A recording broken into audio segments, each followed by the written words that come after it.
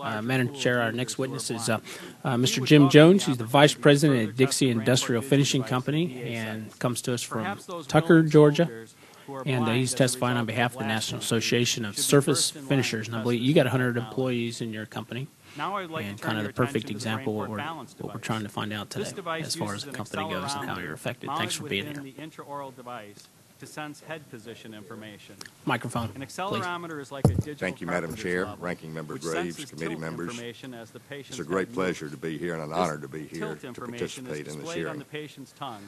For almost 50 years, Dixie Industrial Finishing has supplied surface finishing of services for a range of industries that provide jobs and quality of life for Americans as well as products for consumers worldwide. My company and nearly 2,000 operations like it are critical links in the automotive and other major manufacturing supply chains. Over 80% of U.S. surface finishing job shops employ fewer than 75 people, and the majority of the industry has less than 10 million in annual sales. Yes, at one time we did have 100. The first of the year we had 84. Now we're down to 54. Like other key industries, surface finishing plays a significant value-added role in auto parts and component supply chains. We use electrochemical technology to apply metal and other coatings onto literally thousands of different types of automotive parts.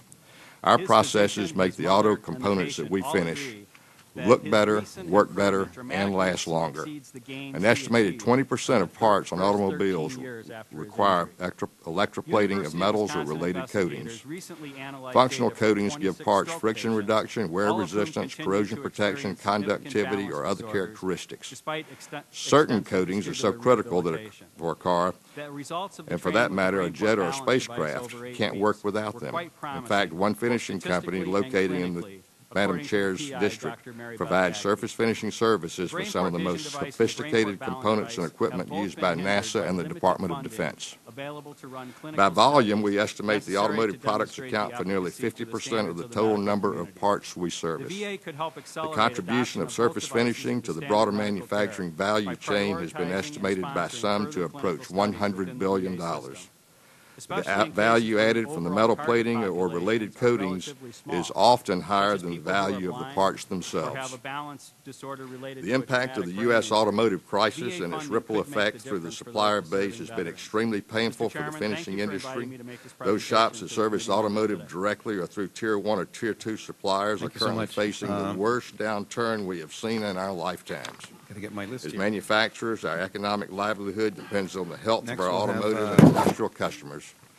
It comes down to basic economics. When our customers suffer, we suffer, and the steady jobs and benefits we provide for over 100,000 American workers in the finishing industry are disappearing at an alarming rate. It's estimated that the finishing industry has shed approximately 30,000 jobs nationwide just in recent months. Automotive is not the sole driver, but a significant factor. Dixie Industrial Finishing Company serves a relatively diverse customer base. Our current revenues are just under 20% automotive. Our sales have dropped from $8.5 million annually last year to a projected $5 million for 2009. As I said before, we reduced our workforce by 35%. But many job shops in the auto supply chain have seen sales decline by as much as 70%. These are typically well-managed, quality-driven, and customer-focused companies. Yet they face a near or certain disaster that has absolutely nothing to do with their ability to drive a successful business. They've responded to massive production slowdowns by their large automotive customers by cutting shifts, scaling back work weeks. Some have slashed every cost they can actually manage and are holding on until the crisis is over. Others have filed for bankruptcy. In the meantime, Chrysler's restructuring plans and GM's pending plant slowdowns create major uncertainties for the finishing industry of the future. There are several immediate challenges faced by small auto suppliers that need to be addressed. First, banks are not lending money. Very few, if any, small finishing job shops are able to get financing. We have not seen our job shops successfully using the SBA 7A guaranteed loan program for automotive-related programs. The program relies primarily on commercial lenders which aren't financing projects for automobile-related projects or for manufacturing. Even with SBA guaranteeing, I was told yesterday by one CEO in the industry that he asked for an SBA loan program at a major bank. The bank said it was not lending to anyone whose exposure is greater than 25%, even with the SBA guaranteeing 90% of the loan and zero fees. Other federal assistance in the form of loan guarantees or aid has not been accessible to job shops. The program out of the Treasury that guarantees or insures receivables for suppliers of GM and Chrysler limits aid direct to suppliers of GM and Chrysler. Some of my colleagues in Detroit were enthusiastic when we first heard about the Energy Department's problems.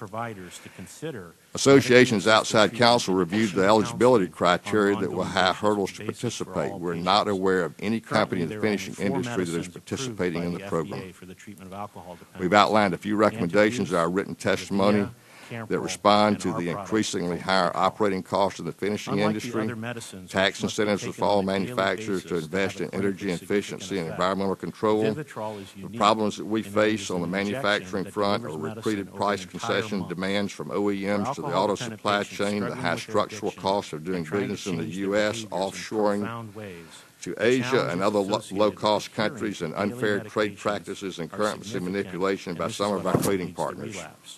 The global economy has changed. The supplier base of the automotive industry and U.S. manufacturing. To illustrate this point, my company has been forced to replace 100% of its sales dollars in the last 10 years. This means that no matter how excellent our quality and service are, no matter how lean we've become through automation and continuous improvements, no matter how competitive we price, our industrial customers and opportunities continue to disappear. In light of our challenges, we recommend to the committee our broader agenda for helping finishers and other small manufacturers invest, innovate, and help create jobs for American workers. I've included this material in my written statement. I'm sorry for running over. In the South, we talk a little bit slower, but thank you for the opportunity.